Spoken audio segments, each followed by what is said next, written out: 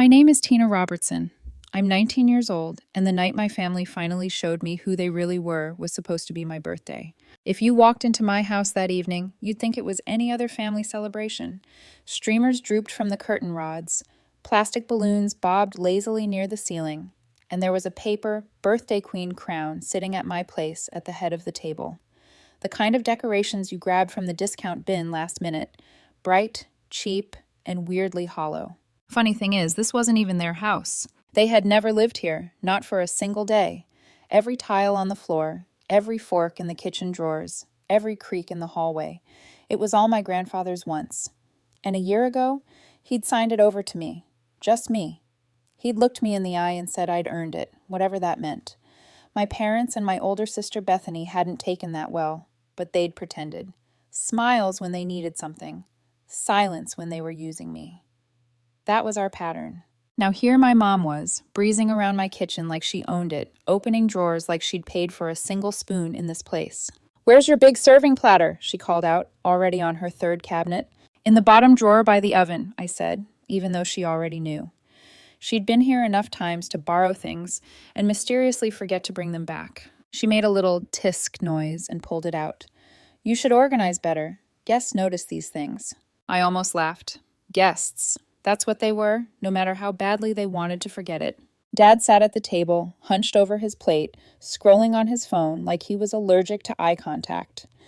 Bethany sat across from him, her engagement ring catching every light in the room on purpose, constantly tilted just so as she scrolled through Instagram. Every few seconds she'd smirk at her phone, like even her own photos impressed her. I took my seat, the stupid paper crown resting next to my plate. Mom clapped her hands together. "Okay," she chirped. "Everybody dig in. Tina worked so hard on this roast." I hadn't. I'd ordered it from a nice place and plated it myself, but sure, let her think what she wants. We ate for a few minutes in that fake, brittle silence of people who don't actually like each other, but are pretending for a photo op that isn't happening. Then, about halfway through the steak, Mom smiled across the table. That smile always meant trouble. Too wide, too tight. Like she was about to sell something or confess something and expect praise for it. "So," she said lightly, cutting into her food, "I used your college fund to help with Bethy's wedding. I knew you wouldn't mind. Family comes first." The knife in my hand paused just above my plate. For a second, I thought I'd misheard her. "I'm sorry," I said, blinking. "You used what?" She looked at me like I'd asked what color the sky was. "Your college fund. That $21,000 your grandfather left you last year. You've just been sitting on it. You're not even planning on going to college next year. And your sister needs help. Don't be selfish." $21,000. The number slid into my brain like ice water. I set my fork down carefully. "What college fund?" I asked, my voice much calmer than I felt. "I didn't know about any college fund." She laughed, that little high-pitched sound she uses when she thinks I'm being dramatic. "Oh, come on, Tina. You knew. You just weren't doing anything with it. We're keeping it in the family. It's going toward Bethany's wedding. It's all the same." "It's not the same," I said quietly. If I didn't even know it existed, how could it be all the same? She waved me off like a mosquito. "You're 19, not stupid. You knew there was money. Your grandfather set it up for you. We just moved it. You're still living here rent-free, aren't you? You don't need to hoard money when your sister's trying to have a proper ceremony." I looked at my dad. He just kept chewing, eyes fixed on his plate like maybe steak could save him. "Dad," I said slowly, "did you know about this?" He cleared his throat and wiped his mouth with his napkin, still refusing to look at me. "It's just money, Tina. Your mother's right. Bethany's wedding is important for the whole family." Bethany finally looked up from her phone. "Oh my God, are we really doing this?" she groaned. "You didn't even plan to go to college. You said so. Grandpa only gave you that money because he felt guilty or whatever. You should be happy it's going to something meaningful." Something inside me went very, very still. They were all sitting in my dining room, eating my food, making plans with my money I never even knew existed. And somehow I was the problem. I took a long breath and did the one thing none of them expected. I smiled. The conversation stuttered to a halt. Mom blinked at me, thrown off. Dad glanced up for the first time. Bethany frowned. "What?" Mom snapped. "You have something to say?" "No," I said gently. "Nothing at all." I kept smiling. That seemed to bother them more than if I'd screamed. Mom cleared her throat and tried to change the subject, babbling about flower arrangements and seating charts. Bethany rolled her eyes and muttered something about me always needing attention under her breath. That was when the front door opened. The air shifted. You could feel it, like the house itself took a breath. Grandpa Carl stepped inside, moving with that slow, deliberate calm he always had, like nothing in the world could rush him. Grandma Linda followed, quiet and observant, her gaze flicking over everyone at the table, clocking the tension in a heartbeat. "Happy birthday, kiddo," Grandpa said, patting my shoulder and sliding a small wrapped box in front of me. "Thank you," I said, my throat suddenly tight. He shrugged off his coat, draped it over the back of a chair, then looked across the table, right at my mother. "So," he said casually, as if he were asking about the weather, "how's that $21,000 trust I left for Tina? Still sitting on it, or has she decided what to do with it yet?" It was like someone hit pause on the entire room. My mom's fork stopped in midair. Dad's jaw clenched. Bethany slowly set down her phone. I turned to Grandpa, my pulse hammering in my ears. "What trust?" I asked, my voice barely above a whisper. "What 21,000?" You could have heard a pin drop. Grandpa's eyes sharpened. "You didn't tell her?" he asked, his voice still calm, but something dangerous flickering underneath. Mom snapped out of it first. "Of course we told her," she said quickly. "It's a misunderstanding. We're managing it for her. It's family money." Grandpa didn't look away from me. "Tina," he said quietly, "do you know anything about an account set up in your name last year, under your social, with $21,000 deposited from my funds?" I swallowed. "No," I said. "I didn't even know it existed until about 5 minutes ago, when Mom said she used it for Bethany's wedding." Grandpa nodded once. Calm. Too calm. "Excuse me," he said, pulling his phone from his pocket. "Don't go anywhere." My mom's face drained of color. "Dad, this is ridiculous. We talked about this.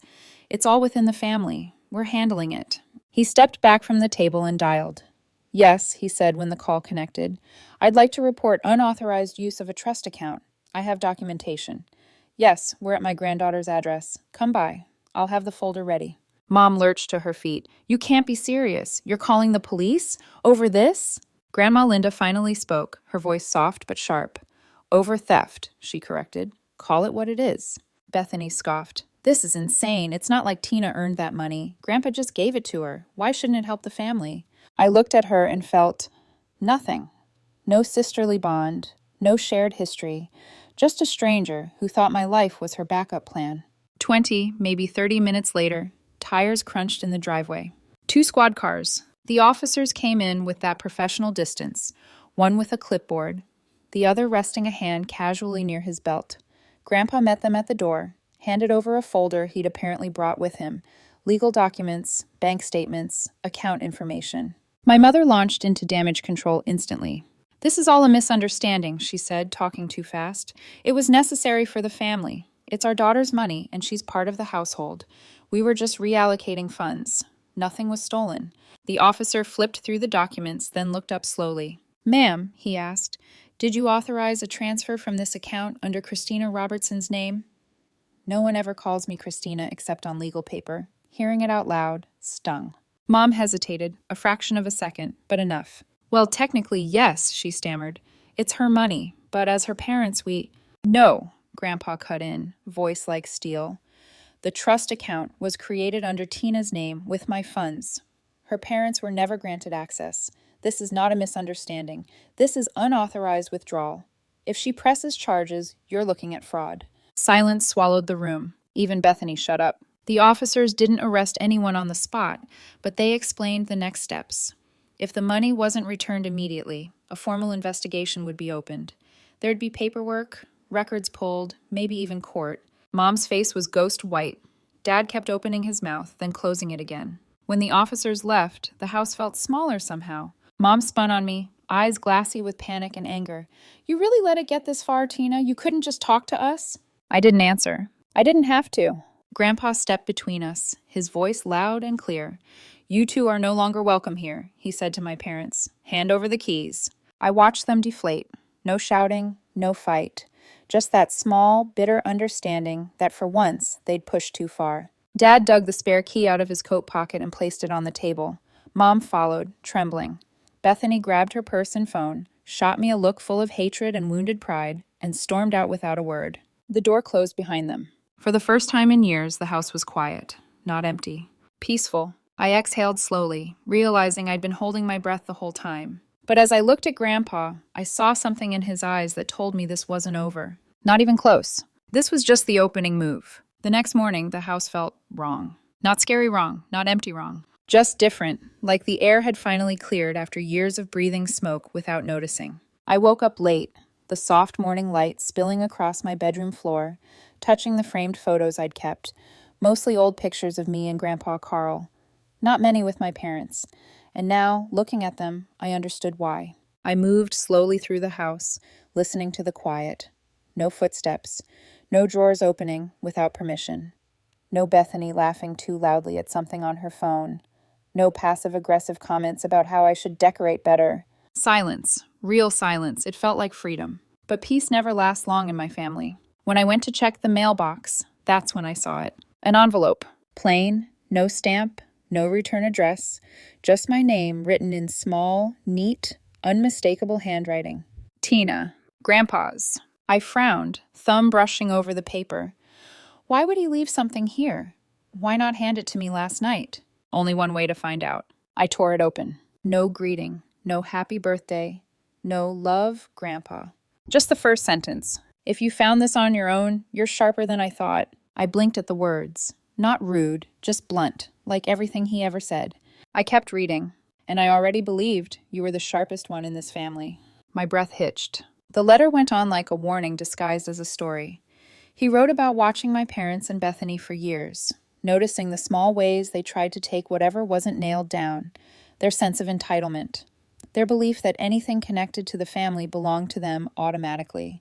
It's not greed, he'd written. It's a family disease. I sat down on the hall bench, heart pounding faster with every line. Then the part that made my hands go cold. The trust was only the surface. That money was a test. What's hidden deeper is yours too, but only if you prove you're nothing like them. What deeper? What did he mean test? And why me? I flipped to the second page.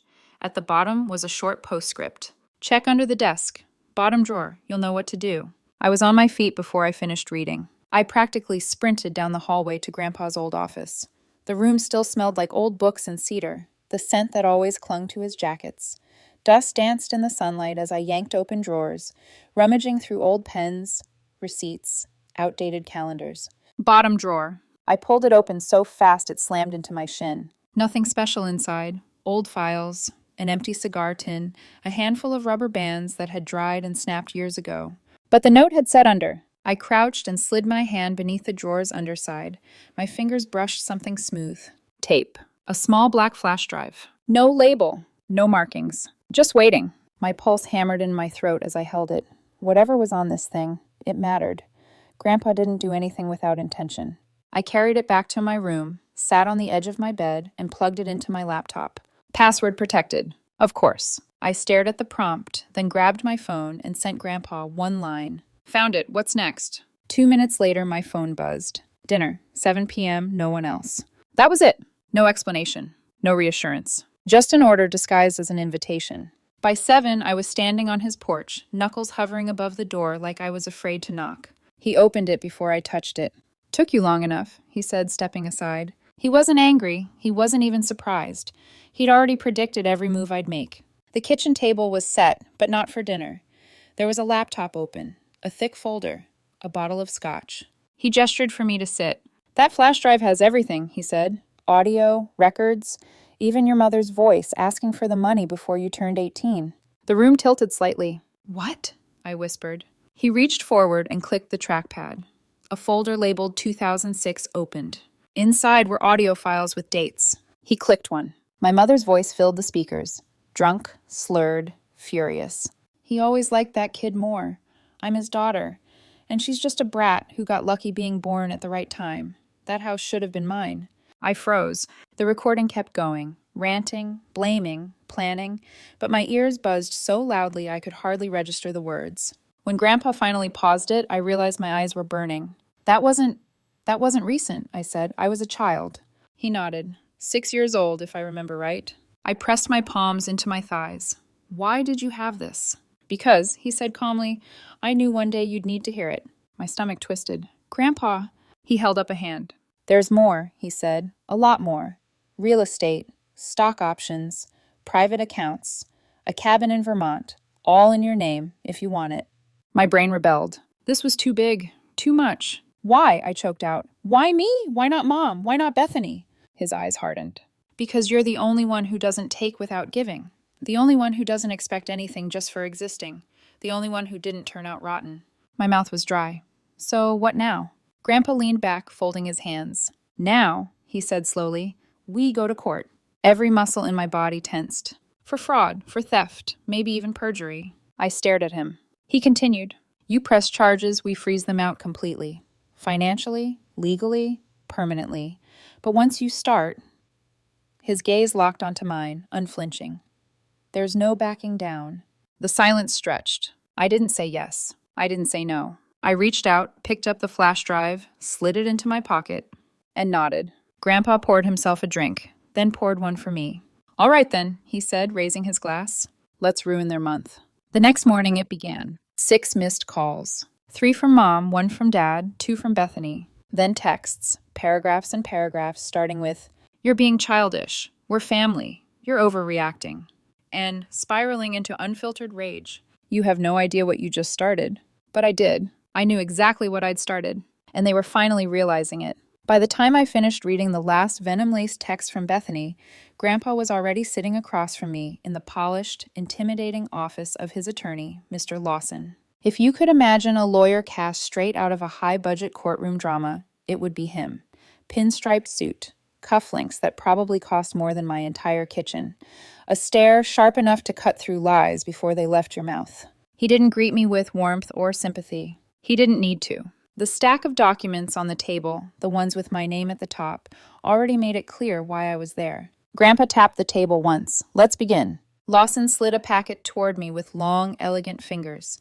This, he said, is the civil suit draft. Fraud and unauthorized withdrawal of trust funds. Another packet. This is for criminal charges, felony theft. Another. And this is a proposed injunction to freeze all accounts tied to the trust until we complete our investigation. I swallowed. The pages blurred slightly as I skimmed them. My parents' names. Bethany's name. My name. Legal, formal, heavy. Everything suddenly felt real in a way it hadn't last night. Once we file these, Lawson continued, they will not be able to access any trust-related funds. Not for the wedding. Not for the house. Not for anything. I hesitated. The wedding? He steepled his fingers. If funds from your trust were used, directly or indirectly, then all wedding payments become legally frozen. Vendors must be notified. Contracts get paused. Some may terminate. My stomach dropped, not out of sympathy for Bethany, but from the magnitude of what this would unleash. Grandpa watched me carefully, reading every flicker of emotion on my face. This isn't about ruining a wedding, he said. It's about stopping a pattern. I nodded, even though a small part of me felt a twinge of guilt. Short-lived, but real. 2 hours later, Lawson filed the first wave of paperwork. And 2 hours after that, the fallout began. The knock on my front door came fast, hard, frantic, urgent. When I opened it, Mark, my sister's fiancé, stood there, pale and sweaty, breathing like he'd sprinted the whole way. His tie was crooked, his hair was damp, his eyes wild. "Tina," he blurted, "what did you do?" I blinked. What? He dragged a hand through his hair. Vendors are dropping us. Florist canceled. Venue is demanding a new deposit because payments bounced. Caterer said they won't serve stolen money. What the hell is going on? I stared at him, unflinching. Ask your future mother-in-law. His jaw tightened. She told me your grandfather promised to pay for everything, that you're throwing a tantrum because you didn't want your sister to have a nicer wedding than you someday. I almost laughed. She said that? He nodded, his face cracking with the weight of all the lies he'd clearly been fed. Mark, I said, stepping closer, my grandfather didn't promise anything. My parents stole the money, and Bethany knew, or at the very least, she wanted to know nothing so she could keep benefiting. He swallowed hard. His eyes flickered with something that looked a little like shame. She said you twist things, that you've always been jealous, that you're doing this to sabotage her. Classic Bethany. I crossed my arms. Did she tell you they forged my signature? Mark's face drained of color. Forged what? I exhaled slowly. You need to talk to Lawson. He's handling everything. He looked like a man realizing the foundation beneath him was quicksand. I don't even know who to believe anymore, he whispered. Then start with facts, I said, not their narratives. He didn't respond, just backed away, stunned, and left. By evening, the calls stopped. The text slowed. The storm quieted, which scared me more. When my family goes silent, it means they're regrouping, plotting, preparing their next move. 46 hours later, that move arrived. I opened my front door and almost didn't recognize her. Bethany. No makeup, hair matted, eyes swollen and glassy, the perfect princess facade shattered. Tina, she croaked, please, can we talk? I didn't step aside. I didn't slam the door either. I simply stood there. She let out a broken breath. Can I come in, please? Something about the rawness in her voice made me shift just enough for her to slip past. She walked into the living room like she'd forgotten what it looked like without entitlement blinding her. She sat, hands trembling. For a long moment, she said nothing. Then, Mom's a mess, she whispered. Dad won't come out of the bedroom. And the lawyer sent something terrifying this morning. I stayed silent. She kept going. They're saying we stole from you, that we committed fraud. But we're family, Tina. We didn't mean... Stop. She blinked. You didn't mean to? I asked quietly. $21,000 disappeared, without my knowledge, and you're telling me no one meant anything? She pressed her palms together tightly. I know it looks bad, but maybe we can fix this as a family. Maybe if you talk to Lawson and say you didn't want charges. Bethany, I said sharply. No. Her face went cold. Just like that, the act cracked. Tina, she snapped, her old tone slipping through. This is getting out of hand. You're ruining everything. The wedding is destroyed. People are talking. Mark's parents are furious. Do you understand what this looks like? That's not my problem. It is, she hissed, leaning forward, eyes blazing. It becomes your problem when it makes the entire family look insane. I almost smiled. There she was, the real her. But then she pulled out a folder. Thick, official looking. My stomach dipped. What's that? I asked slowly. A solution, she said. I opened it. A settlement. A legal agreement stating that I, Tina Robertson, agreed to drop all charges in exchange for an informal repayment plan. It looked legitimate. The language was tight, the layout perfect. Except, at the bottom, my signature. My signature. Perfectly copied. Only one problem. I had never signed anything. The room tilted. Bethany, I said softly, where did this come from? She exhaled shakily. Just sign it again, for real this time. Then everything goes away. I stared at her. Then I picked up my phone, took a photo of every page. Bethany's eyes widened. Tina, what are you doing? I texted the images to Lawson and said one word. Forged. Then I stood up. Get out. Tina, get out. She left in a storm of tears and fury, nearly stumbling over herself as she fled to her car. The door slammed behind her. The house went silent again. Not peaceful this time. Sharp. Cold. Final. That night, Lawson confirmed it. Another criminal count, document forgery. Now it wasn't just financial wrongdoing. It was a full criminal case, and my family had no idea how bad things were about to get. Because the next morning, Grandpa arrived with a file so thick it could have been a textbook. He set it on my table and tapped it once. Time for the next step. What is it? I whispered. His smile was small, ruthless. Your parents' second mortgage, he said. The one I co-signed years ago. The one they never paid. My heartbeat stuttered. What about it? I've been covering the interest, quietly, for years. He paused, savoring my expression. Not anymore. I blinked. Grandpa. In 60 days, he said, they lose the property. I stared at him, stunned. He took a sip of coffee. They'll find out tomorrow, he said casually, at the barbecue. The what? He grinned. Oh, didn't I tell you? I'm hosting a family barbecue, and it's time everyone learned the truth. I swallowed, a strange mix of fear and anticipation swirling in my chest. Because tomorrow wasn't just a barbecue. It was going to be a reckoning. The next day arrived warm and deceptively bright, the kind of afternoon that should have felt peaceful, sunlight drifting through the windows, a quiet breeze brushing through the curtains. But my stomach twisted the entire morning. Grandpa's idea of a barbecue wasn't a casual family hangout. It was a battleground disguised with potato salad and folding chairs. By noon, I pulled myself together and drove to his place. Cars lined the street. Uncles, aunts, cousins, all the relatives who only appeared when gossip was guaranteed. You could practically smell the curiosity in the air. Grandpa's backyard was set up like a celebration. Tables draped with checkered cloth, a grill sizzling, coolers filled with drinks, people laughing, pretending like this was just another cheerful Sunday. But every few seconds, someone's eyes drifted toward me, whispering behind hands, pretending they weren't doing exactly what they were doing. I stood near the edge of the yard, feeling the weight of every stare. Aunt Michelle approached first. Sweetheart, she said too sweetly. We've been hearing a lot. Is everything okay with your parents? Your mom said you misunderstood something. I forced a neutral smile. I understood perfectly. Her expression faltered. She patted my arm awkwardly before drifting off to spread whatever new interpretation she'd gleaned. Then Uncle Rob came over. You know, he said, scratching the back of his neck, families argue. Money gets messy. Maybe you all should just sit down and... I didn't even bother answering. He got the hint quickly and retreated. Everyone wanted the inside story. But the real reveal hadn't even begun. My parents showed up 40 minutes late. Of course they did. Mom walked in first, wearing oversized sunglasses like she was arriving at a red carpet event.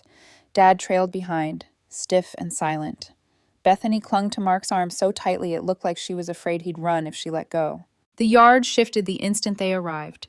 Conversations paused, eyes followed, forks froze in midair. Mom lifted her chin, smiled broadly, and waved like she was Miss America. Tina, she called out, striding toward me with open arms. I didn't move. Her smile flickered. We really need to talk about... No, I said, we don't. Her jaw tightened behind the fake grin. She leaned closer, lowering her voice. This has gone too far. You're embarrassing us. Good, I said calmly. Her nostrils flared. Dad stepped up, gripped tight on her arm. Let's just keep things civil, he muttered. I was about to respond when Grandpa's voice boomed across the yard. Everyone gather around! The noise died instantly. He stood near a picnic table, a large cardboard box at his feet. Grandma Linda remained close by, hands folded neatly, expression unreadable. My heart thudded. This was it. Grandpa waited until the entire yard circled him. Parents, siblings, aunts, uncles, cousins, neighbors, even Mark's parents who looked deeply uncomfortable. Once the crowd steadied, Grandpa patted the box. I think it's time we clear the air, he said loudly. A lot has been happening, a lot of lies. And since this family likes to pretend everything is fine, I figured it's best we do this in the open. Mom visibly panicked. Dad, don't... He held up a hand. She snapped her mouth shut. Grandpa reached into the box and pulled out a thick stack of papers. He began distributing them. One to Aunt Michelle, one to Uncle Rob, one to Bethany, one to my parents, one to Mark and his family. He kept passing them out until nearly everyone held a copy. I didn't have to look. I already knew what they were. He cleared his throat and projected his voice, deep and steady. These documents, he announced, detail the theft of Tina's trust funds, $21,000, stolen by her own parents. A ripple of shocked murmurs surged through the crowd. Mom's face drained of color. Dad clenched his fists helplessly. Grandpa wasn't finished. He flipped to the next section.